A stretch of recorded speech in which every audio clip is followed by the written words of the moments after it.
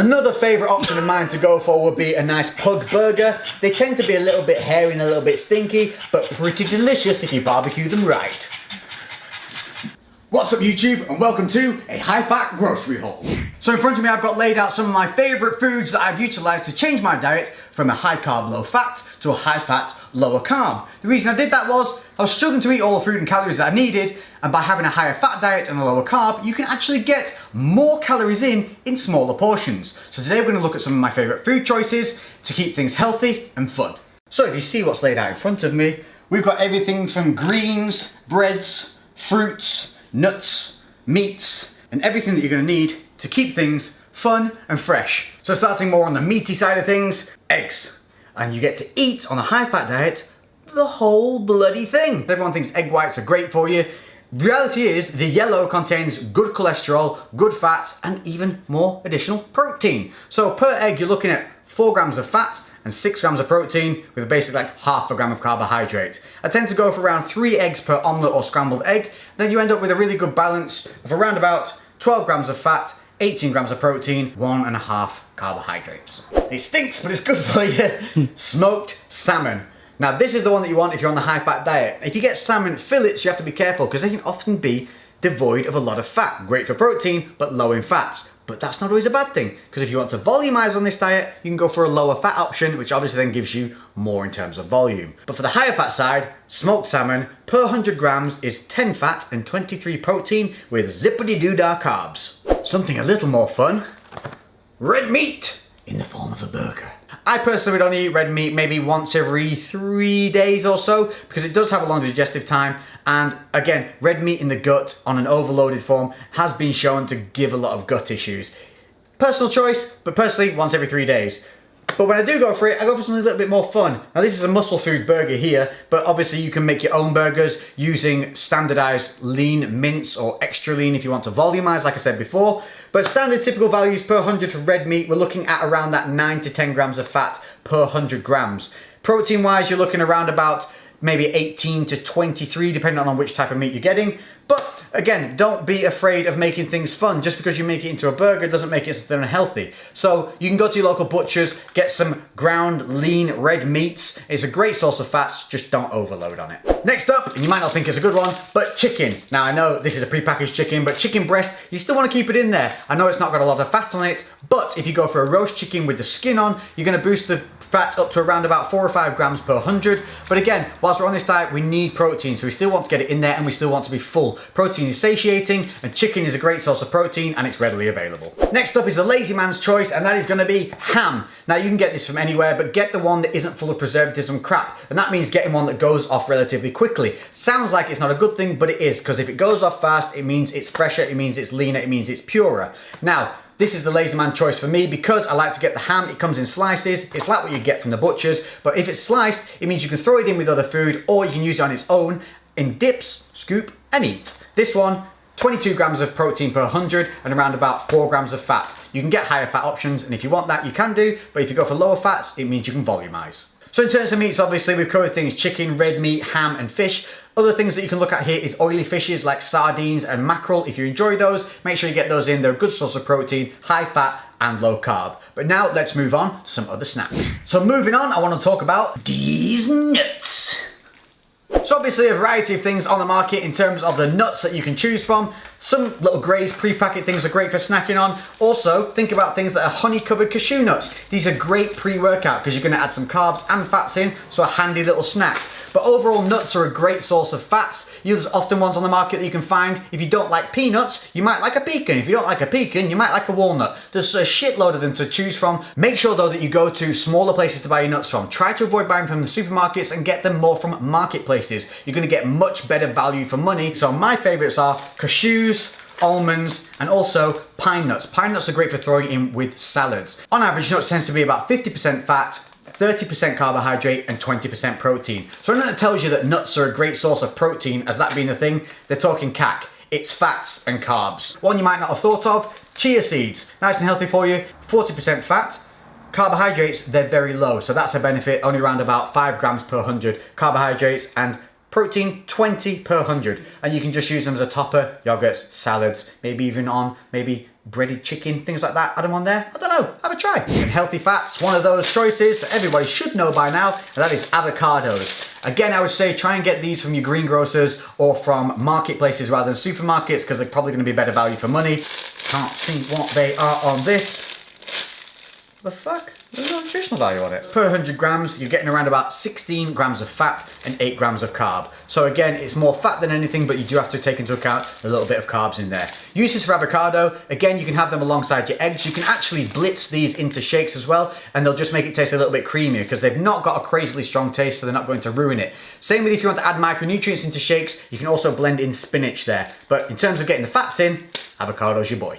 Next up, we'll have a look at some of the dairy. First off, butter, proper butter. Now, butter has been shown to be anti-carcinogenic and good for you in a number of other ways, so don't be afraid of utilizing this. Adding in like a little knob into your eggs will make them taste great. 10 grams in there, you're looking at around about 80% fat. So for every 10 grams that you use of this, you're gonna get 8 grams of fat, which is a really nice way of adding flavor and also adding some decent source of fats. Cheese grommet. My favourites, goat's cheese, super flavoursome. You don't have to add a ton of this to food to make it taste great. It goes well alongside meats, in salads. Add this along with pine nuts, balsamic vinegar on a salad, beautiful. 24 grams of fat per 100, negligible carbs, and a decent kick of 18 grams of protein. That tends to be around about a thing. Most cheeses are about 30-35% fat. Other favourite, brie, inoffensive, makes things taste really creamy. But again, don't rely on these as being your main source of fat. Outside of dairy, but something you might not think of, a chickpea-based treat,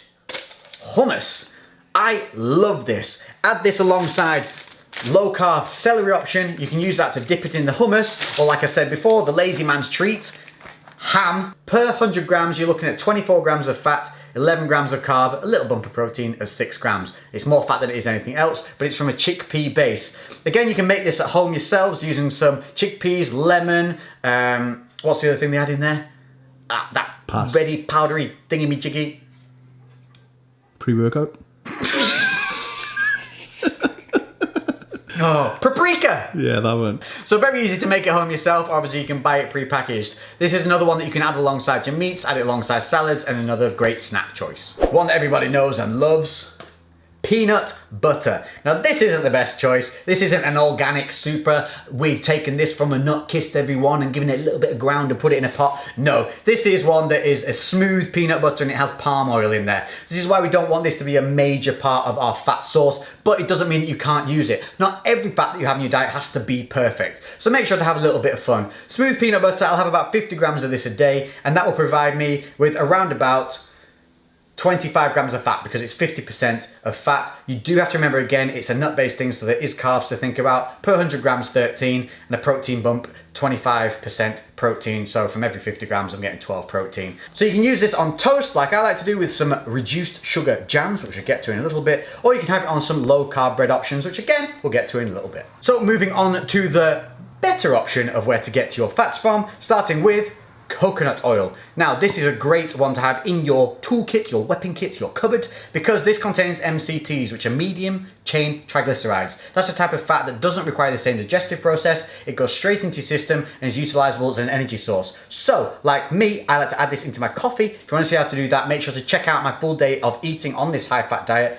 meal for meal. Link will be in the description. But you can also cook with it, so that it can give your chicken a nice little coconutty taste, but very, very versatile. Along those same lines, we have olive oil, another great tool, healthy, extra virgin if you can do, but this is one for cooking in. You can also throw it into shakes, drizzle it on salads. Now these are a great way of getting a lot of fat in a small content, because the coconut oil, 100% pure fat. You add 20 grams, that's 20 grams of fat. The olive oil, 91%. So you add 10 grams, you're getting 9 grams of fat. So very versatile, only needs a small amount, so you're getting a lot of calories in a very small portion. Now, as long as 80% of your diet is pretty healthy, full of micronutrients, don't forget you can have a little bit of fun in there. And that means chocolate. That's right, chocolate, but not any old chocolate. This is the high cocoa dark chocolate. The great thing about this is, per square of these, you end up with about 4 grams of fat. But if it has a high cocoa content, so 70% or above, it actually is shown to have anti-fatigue benefits. So if you have a square of dark chocolate before your training, it's going to benefit you, plus it tastes bloody good. If you don't want to have it before your training and you've got 5 grams of fat to spare, trust me, dipping one of those squares in a little bit of coffee, oh, great way to get your fats in. Now a perfect one, like I told you before, the honey covered cashew nuts were a good one. Nice little bit of a natural way to get some of those carbs in. If you want to go more down the fun route, Pop-Tarts! That's right, a single pastry of these, 35 grams of carb, but also around about 8 or 9 grams of fat. So yeah, not a lot of fat, but still a high fat for a little treat, but perfect for pre-workout because it's quick, fast acting carbs, plus boosting those little bit of fats, which is gonna help with that vascularity, and it tastes good. I wouldn't have one every day, but every so often, why not? As I said before, on a high fat diet, you can get more calories in smaller volumes, which is great if you struggle to eat a lot of the time. But if you're hungry and you want to volumize, you're gonna need some lower carb options so that you're able to keep the micronutrients there, keep yourself full, and we're gonna start with fruits. Now I know what you're thinking, fruit that's not high fat. What are you on about, Lex? Exactly, but what it is lower carb, if you pick the right fruits. Now berries are your option to go for. They tend to be between 5 and 7 grams of carbohydrates per 100 grams. We want to stay healthy on this diet, and that means keeping in the micronutrients. So we're looking at keeping in fruit and veg. Avoid things like bananas, which tend to be 20 grams of carbohydrate per 100, and go for more things like raspberries and berries, strawberries, because they tend to be the lower carb, which means you're able to get these in decent portions without going over your numbers on your carbs, but you're keeping those micronutrients high. Another way of getting fruits in a fun way, jam. But obviously you can't get normal jam because it's loaded with sugar, but on the market you should find these reduced sugar jams or no added sugar jams, and they literally halve the carbohydrate level of a normal jam. So you put your peanut butter on your toast with 10 grams of your sugar reduced jam that only now has like 4 or 5 grams of carb in it. You've got a tasty treat that should be loaded with carbs, but it isn't. Jam. Now if you're like me and you like wrapping stuff in bread, or you like sandwiches or manwiches, but obviously bread is a high impact source for carbohydrates, so often it's a waste. Options here, Joseph's, lavaches, and breads and things like this that are made from flaxseed and high fiber. Each one of these, which is bigger than my entire head, not far off my entire torso, man bib, 8 grams of carbohydrates in an entire wrap. That is crazy, and the best part of it is, it's not a weird thing that like tastes odd or feels weird. It genuinely tastes and feels like a normal tortilla wrap. And they do these pittas, this per pitta, 7 grams per pitta in this, 8 grams per huge bloody big thing in this. These are a great option to be able to wrap your meats and get some tasty burrito-y style treats or pitta dips, or you know what I'm saying, bread. And if you're like me and love yogurts, you think, bugger me, I can't have yogurts on a high fat, low carb diet. Yes, you can. Not only can you have them, but they're gonna be a good protein source. Kvarg and skyr. Remix. Quarksy. These are around about 18 to 20 grams of protein per pot. They're only around 4 or 5 grams of carbohydrates, and fats, they're low in fat as well, but this is the point. It's a protein kick that's a low fat, low carb, great snack option to add in there as a dessert or just a cheeky treat. Now if you like me and you love your coffees, this is fantastic. Almond drink, this is 0 carb, all fats. Add this into your coffees, it makes a really nice flavor. You can also get soy and you can also get oat milk. They're all good options for you to be able to keep enjoying your coffees every day without adding the carbs that milk would add. Plus, sucrin. Now this is almost, looks like sugar, tastes like sugar, almost even feels like sugar, but it is a natural sweetener that you can utilize that doesn't have that weird aftertaste that many of them on the market do. Now we do have a link for this one for you. It'll be in the description below because it can be a little bit awkward to find, but you hit that link, it'll take you straight through. 1 spoon of this is equivalent to a spoon of sugar, but 0 carbs. Now just because you're on a high fat diet doesn't mean that you shouldn't be getting in your greens. Vegetables, spinach, celery, they're all great because they're low carb, they're low fat, but they're high in macronutrients. So you can pack out your meals, you can volumize, salads, rocket, add some balsamic vinegar, add some of the goat's cheese, use the celery to dip into hummus. You know what I'm saying? Keep your veg in there. You've been able to keep your fruit in like I've shown you. Take your low carb options of fruit. There's no reason you cannot stay healthy on a high fat diet. So keep your macros, keep your greens, and stay healthy. That should suit all those people that are like, high fat diets are all bad for you. What you want when you're doing things that are low carb is something that gives you a lot of flavor, a lot of impact in your meals, but doesn't smash those carb macros. Things like pickles, pickled onions, all stuff like that is great. They have a very low impact, they're very low carb. You're looking per 100 grams, carbohydrate 12, but you're not gonna use 100 grams of these. Each pickle is probably gonna weigh around about 15 grams, 10, 15 grams, so you're looking at like 1 or 2 carbs per pickle. But you slice one of those up, throw them in a salad, throw them on your burger, throw them in the meats. They're gonna add a punch of flavor, but not take up a lot of your macros.